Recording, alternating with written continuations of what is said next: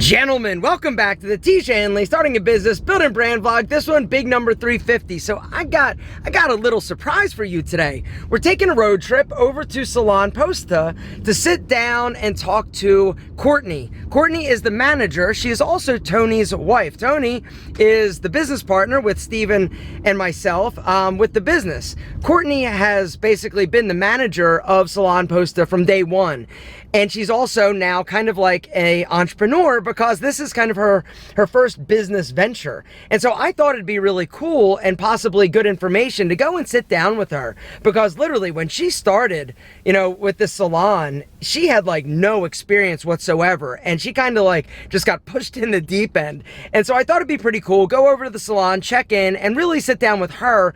I've got some questions to ask her, basically just to help you guys, you know, a new entrepreneur. This is a different business than we talk about oftentimes because it is a brick and mortar, a lot of staff, a lot of moving parts, a lot of customers, and I just thought it might be cool. Are you cool? Are you down? If so, gentlemen, drop me one of those. So I didn't. Hi. They didn't show? No. You ready? I'm ready. All right, Courtney, I'm shutting the door. Dun dun dun. Okay, so now we can talk freely. Okay. All right, gentlemen, this is Courtney Talercio. She is the wife of my running buddy and business partner, your business partner, because you're married. And I thought it'd be a cool idea. Basically, I was thinking about a topic for today, and you know, you kind of like jumped in, right, the deep end. Yeah. You didn't know like what you were kind of getting into, and the whole way that this kind of started in terms of a business relationship with Courtney, Tony, myself, and Steven is that I've mentioned this before, but I'm just going to catch you guys up to speed. Steven had reached out to me and was like, hey, if you ever, or I said to him, hey, if you'd ever like to do your own thing, I'd be interested in investing. And so one day he came to me and he's like, okay, I think I'm ready. And so I'm like, all right, crap, you know, I don't necessarily think that I trust you to do everything, and I don't necessarily want to just like throw money and kind of see what happens. And so I went to my buddy Tony, who works for Salesforce. Software, yeah. Software, and you know, been successful, you know, and always had that like entrepreneurial kind of like itch, right? Mm-hmm. Would you say? Definitely. He's always been looking to do something on his own outside of corporate America, and he's always, you know, yeah, he comes from an entrepreneurial family. They've always been business owners. Yeah. And so I said, and Steven knew Tony, not like close friends or anything like that, but he knew him, and you know, I was excited about this industry. And so I basically said to, you know, Tony, hey, would you be interested in taking half of my equity, putting up some money, and then, you know, we do this. And so my thinking is that, you know, Tony's business savvy and very numbers oriented.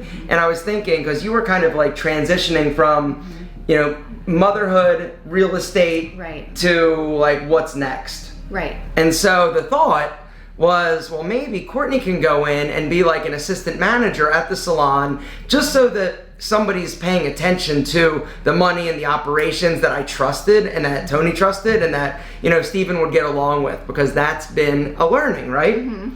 And so here we are. And so you've been doing this now for how long? How long have you been kind of managing? Almost 2 years. Almost 2 years. We're coming up on our 2-year anniversary. And it started as an assistant manager, but then what happened? Yeah, it's full time, because when you own a business, at the end of the day, it's you. And if somebody doesn't show up for any kind of situation, at the end of the day, it's you.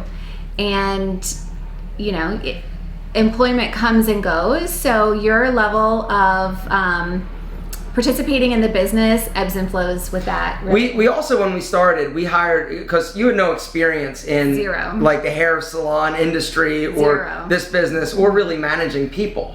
Yeah, I was, as a realtor, you're independent. You know, you show up and you're responsible for yourself and really just your clients, but you're not so much managing them as, I mean, you're managing their expectations, but not managing them and their daily and how they show up. Totally different animal. The other thing that was interesting was when we originally started, we had a manager that we thought was going to be like a ride or die, right? Mm-hmm. And that ended up not happening, because one of the things that I've learned just from sort of watching from the peripheral is, or periphery, is that relationships and people, in terms of personalities, has that been the biggest thing?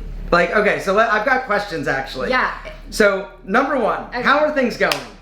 Yeah, they're actually going really good. We're all alive. We're all friends. That's the benchmark of. And we're profitable. So all things said, we're doing great, and we're learning so much. And I feel like there's nothing that we're learning that's like hurting us to where no one's divorcing, no one's closing the business, and no one's doing anything drastic. So yeah, we're doing great. Okay. And our clients are happy. Happy clients. And that is really the main thing. And our employees are happy. That's actually the bigger thing. Okay. Our employees are happy because when somebody spends the bulk of their life, of their day with you, you want to bring quality and good things to their life. So I think for the most part, they're happy. They're not telling me that they're not. Talk a little bit, because that's one of the things that's been kind of an eye-opening experience for me, is that this is an industry with super creative people, right? You've got a lot of women, mostly women, mainly women, everybody from the stylist to the assistants. It's a lot of women that are very creative, and there are a lot of personalities. Yeah. Right? And then you're dealing with clients, which is another, which is another kind of facet to this whole thing. And so what has been, I guess, the biggest challenge or learning from dealing or managing people? Because culture, we talk a lot about culture, right? The culture in an environment needs to be good. People can't be talking and gossiping behind everybody's back. And when we started, the culture was not, it was bad, right? Yeah, it was a hot mess. It was like middle school on your worst day in the cafeteria and you have nowhere to sit. And at that point, I think in all of our lives, we were like, what the fuck?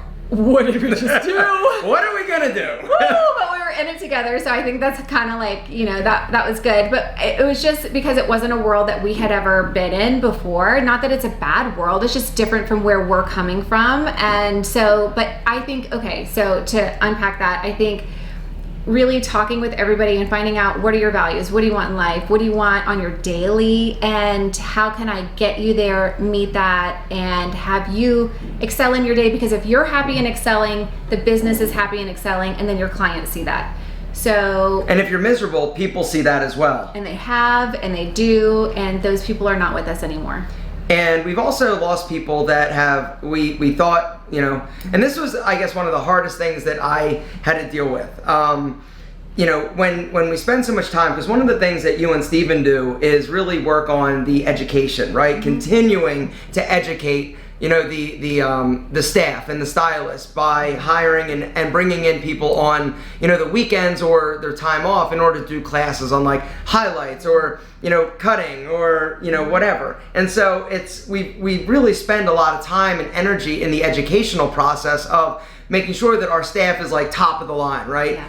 And then when they leave because they think that they can make more money somewhere else going out on their own, it's kind of like a gut punch. And we've had a few that we really like, that we like got them like completely like full in terms of books of business. And then, in their head, they're like, oh, I can do this on my own. What they fail to realize is that they now have to absorb the marketing costs, the expense of running their own place, buying their own color, doing everything. And so what has been, I guess, the hardest lesson dealing with people that you have learned during this process? That, and separating and cutting it and realizing, okay, that's your life choice and it's not my life choice. And so if you're done here, we're done here. And you're going to move on, best of luck, great things, but I have to keep growing my business, so we're really done here.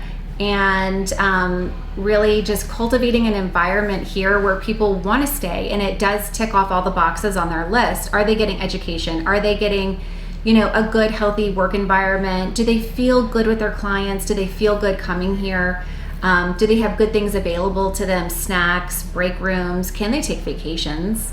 Because you can't live to work. You need to, how do you say it? I'm not sure. Work to live? Live to work? Whatever that saying is. However, you can't just spend 100% of your time working. Like, that's not a good life. You have to take vacations too. So we have to cultivate a place that offers that environment for them. Like, are you making enough money that you can vacation? Are you, can your clients let you go on vacation? So yeah, I think just cutting off the dead weight and realizing that it's not personal to you, like that's their life choice, and they need to have their life choice and go and do their life, and then you need to quickly move on. Talk a little bit about firing, because you've had to do that quite a bit. We've had a number of people come in and not be here anymore, and I don't know how I would handle that, but talk a little bit about letting people go, because that's something that I think a lot of people, as a business owner, you're going to be faced with, right? And one of the things that you need to remember is that if you identify somebody as not right for your organization, your culture, your business, the faster you basically cut them off, the better, because the more they're toxic around your clients, your environment, it's going to emanate, and people can feel it. And if there's tension in your environment or your working, situation, people can feel the tension, and it permeates every aspect. And so talk a little bit about sort of firing and how you go about managing that, because it's hard, right? You like some of these people you like as like people, but you don't want as employees. So talk a little bit about that. That's hard. That was probably one of the hardest things, because I don't come from, I'm a mom, I was a realtor. I'm not really in a place of like firing people or disciplining them. Like, my kids are different. But an adult that's sitting face to face with me, Aaron, you're doing horrible things. Like, you really have to think about what you're going to say. So first of all, you should always either record the conversation and let them know that's what you're doing, say it on the recorder, or have a witness in there with you. Every single thing. How did we learn that the hard way? This is like all of these decisions, and I'm sorry for cutting you off, but we learned this the hard way, because like something was said or something happened and there wasn't witnesses, or people didn't sign off on whatever they should have signed off on. So sorry, go on, Courtney. By hard way, he means you're on a cruise, a vacation of your life, and somebody drop kicks you off the back and you don't know how to swim in shark infested water. Yeah. That's where we learned. We swam though. And so, so first of all, you always have a witness, or if that is not possible, you record that conversation, and then at the end, everything is documented. You instantly send them an email. You instantly send them that recording. You save it on your computer. Everything is documented. It's logged, every iota. You don't want one word unaccounted for. So then that process starts. So you're past all of that red tape, and then you're talking to them. So they're a human, and maybe they don't see it the way that you see it. So you're not there to like berate or belittle.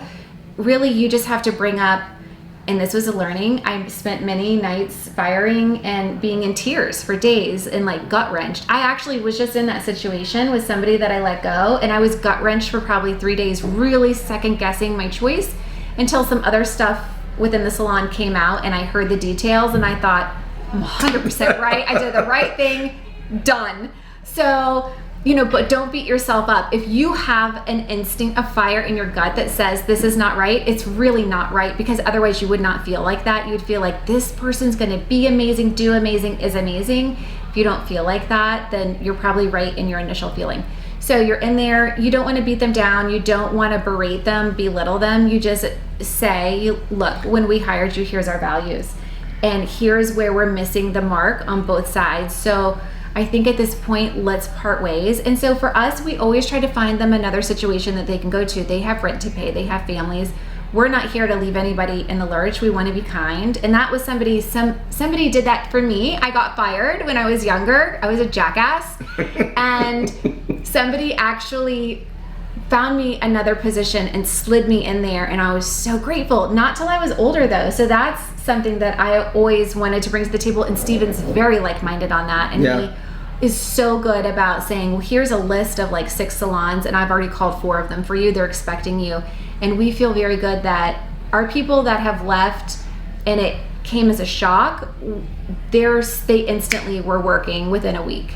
That's awesome. That's awesome, right? Yeah. So it's not a good fit here, but it doesn't mean you're not in the right career. It doesn't mean that it's just not here. Yeah. And that's fine. Good job. Thank you. We're still going. So, and that's something that I've actually mentioned before, and it's similar like relationships or friends even. It's, when we talk about like people that are like toxic or toxic people, it doesn't mean necessarily that they're a bad person. Mm-hmm. They're just not right for you. Right. And you need to be able to move on and move forward, and they need to do what they need to do, and we need to do what we need to do. Mm-hmm. Next question. Okay. Hiring. How do you, and that's a question that comes up a lot on this vlog. is like, how do you make sure you're hiring the right person? First off, I'll say you never know. You never know. You never know. But what do you do? What is the process? That is an equally yoked question to your last question, my friend. So, okay, yeah, so same thing. You really want to bring them in. What we do is we bring them in to talk to us. Okay, yeah, we're vibing. Hey, do you want to come in and let's do a working? And we also, and the reason I came in and I said, hey, did they not show? That's a little red flag, hiring. So she was pushing it. I called her today. I was like, hey, Courtney, can I come over and interview you? She's like, yeah, but not until 1:30. I've got an interview. And then she's like, he pushed it to 1:45. I walk in. I'm like, is Courtney still in the interview? They're like, he never showed up. Is that a flag? God bless America. Go on. So, yeah, that's kind of consistent. Or like, there's so many red flags. Nip it in the bud when you see the first red flag. So I emailed somebody 3 days ago, haven't heard back. You know, if they are giving you too much, like almost like verbal diarrhea in the beginning, they're trying to prove something or hide something, I have found. It needs to be like Goldilocks, you know, the right porridge, just right. Like, don't push everything and don't give too little. So yeah, in the hiring phase, we bring them in on 3 different interviews so they can work with the team. We want to see how they mesh with the team. And that's something that like even Tony brought to the table, because at Salesforce, his company that he works for, their hiring process could be like a month long. And there's really good reason for that. And they're very team oriented. Yeah, and cultivated on their hiring. So, you know, we're a teamwork. It makes the dream work. There's not a day that I'm not sweeping that floor. I work the front desk now. That brings me to the next question. What is your daily like task? Like, what now are you kind of responsible for other than like overseeing everything? Yeah, no one's going to care about your business like you care about your business. So if you care about your business, there's nothing that you're not going to do, from cleaning a toilet to sweeping a floor to working the front desk. Right now we're down a front desk, so I am one of them now. Does it work with my life? Absolutely not. Are we making it happen? Yes. Why? Because we're business owners. And that's what you do. So you have dinner plans, but somebody called out, you're not going to dinner. But however, your business is going great, you're going to go to dinner and you're going to enjoy it. So there's always a left and a right to each situation. There's a Garth Brooks documentary. He does this, right? Anyway, watch that documentary. He cries more than I do in that documentary. It's on Netflix. Anyway, I guess my last series of questions, basically, like, now that you're an entrepreneur, what is the best part about it? The pride and joy that you get to being successful in your daily endeavors, because you work really hard and nobody cares about it like you do. So when you're out there, you kind of show your employees what they should bring to the table by what you put out on the table. And so I clean bowls and I'm on my hands and knees because, you know, we want this place to be clean. So I expect them to do the same thing, and that is part of their job, but it's not beneath me to do it. So when I, at the end of the day, see, wow, we had a great day. Our clients are so pumped. You know, we did great financially. The business did great financially. Everything is stocked. Everything is clean. Everybody is happy. They're off. They're having a great night, and I'm going to go home and enjoy my family and have a great night. That's a really good day. It's fulfilling that you brought greatness, that you succeeded that day. There's definitely days you don't succeed. It's epic fails, but it's really not. Epic fails are not fails. They're learning. It's a time to learn. And I can't tell you, like, we haven't had epic fails because I don't see them like that. I see them as learning curves, and it just makes you grow. We've had situations that we learned. But we learned, exactly. We learned, so they're not fails. And that's the other. That's exactly. And that's the other part of it, is that when you're in this type of environment, it's about learning to manage your expectations and other people's abilities and what they're bringing to the table. Okay, that's one thing I would like to say. Like, say it, Courtney. Preach it. Yes. As a business owner, if you think you're communicating too much, say 10 more sentences. You're not communicating enough. So you have to really be verbally communicative to really say everything of what you expect. Here's what I expect. Here's why I expect it. Here's what would happen if it didn't happen, so that they're clear. So you're not coming in as this like tyrant. Or assuming that they get it and then being pissed off when they don't do what you thought in your head. Absolutely. Yeah. And I started that way. Hey, I'm not an asshole. I'm telling you this because I don't know if you know. So don't take it as me being critical or me micromanaging you. I'm just going to go through everything that I know that I want you to know, whether you know it or not. Because then I'm covering the bases. Absolutely. Worst part about being a business owner, Courtney? At the end of the day, everything. I'm done talking. There's times that I go home and I'm like, I can't say another word. I think at the end, the worst part is the clients that are really mad, and we've had some situations where they've been a little bit emotionally unstable in their verbiage. Is that a good way to say it? And they they freak out. They get like, they'll freak out, or they'll send nasty emails, or say threaten to sue you. Their dad's gonna sue you. Their dad's 75. He used to be a lawyer. He will rebar and sue you for what? I don't know. And if you don't get their appointments, you know, they can be very aggressive. Or the ones who are kind of like sneaky, where they come in and they love it, then they want a refund, and then they come in and they do it again, because really, ultimately, they want free hair. People do some shitty things. It's bananas. And you just got to protect yourself. And that's something that I've learned just being on the internet. There's some horrible people out there that that just want free shit, or want to basically... We had somebody steal. Somebody unexpected. Somebody you would never look at to a client? Yeah. And it was on tape. So always have cameras too. You just really, as a business owner, you have to cover your butt 360. You have to 360 your butt. 360 your butt, gentlemen. I think that is a perfect place to wrap up. Courtney, great job. Any final words to the gentleman? Yes, you should own your own business, because it's really fulfilling. No. That's bad advice, and I'll tell you why. Being a business owner is not for everybody. It's not for the majority of people. Yeah. It's for people that have you've got to want it, right? You've got to have that like burning desire to do it. You know, just having a business and deciding, it might be cool. Like, it sucks. Like, and before it's like awesome, it sucks really bad. And a lot of people are not built for that. Like, it can mess your relationships up. Like you and your husband have had, like, because Tony comes in and he'll like do the numbers and stuff, but Courtney's here, you know, day in and day out. And so what has that been like, having a business with your partner? It's been good, because I love him so much, but at the end of the day, we've had some of the biggest fights we've had in our marriage in a long time, in probably 10 years. And I've definitely threatened him and been like, you know, what did we get ourselves into? And this is not working for our life, because we have 3 kids and we're active. We have active kids, and so it's been, that's real. It's been hard. And how do you feed your kids? Because you have to work, and he's working, and we're all working, but they have to eat. And something else, you know, we've had, you know, at your kitchen table with Steven, Tony, and myself, like, we've had some really hard conversations, just getting to learn and understand Steven. You know, he comes with baggage from other, you know, salons, and just, you know, he's a, you know, 50-something-year-old dude, and, you know, so there's been, and then I feel responsible when there's something like that's a little bit, you know, when they're upset, or when you and Tony are arguing, I feel responsible, because I'm like, shit, I got them kind of like connected and into this. And so, you know, we've had some hard conversations, and we're continuing to have and learn, because Steven also has had some health issues that you guys all know about, but we knew that coming into it. And so it's not something where, you know, it's like, you can't live your life like worst case scenario, right? Right now, everything's good. He's healthy. We want to do this. Let's do this. Okay, that's my takeaway. What's the takeaway, Courtney? Not everybody wants to go. Enjoy your life. Because, you know, looking at his health, and, you know, I've had some health issues. Everyone's we're aging. Health issues come up. When you have an opportunity to go have fun and play, go have fun and play.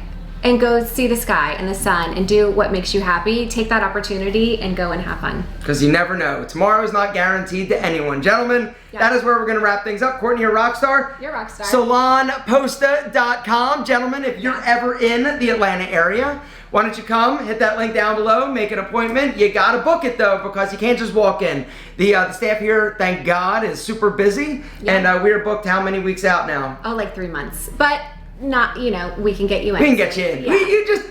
You just come on. Drop my name. Yeah, exactly. I know, Courtney and Alpha. And the other cool thing is this space, like, does everybody love it?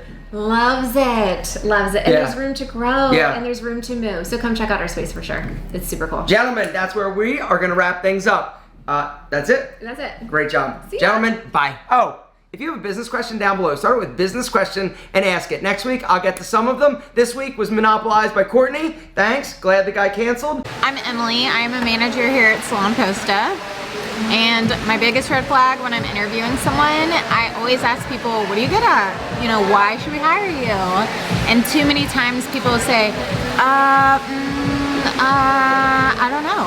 So, yeah, that's a big red flag for me. So know what you do. Yeah. Know what you do know well. what you're good at. Yeah. Own it. Sell yourself. Yeah. Perfect. Anything else?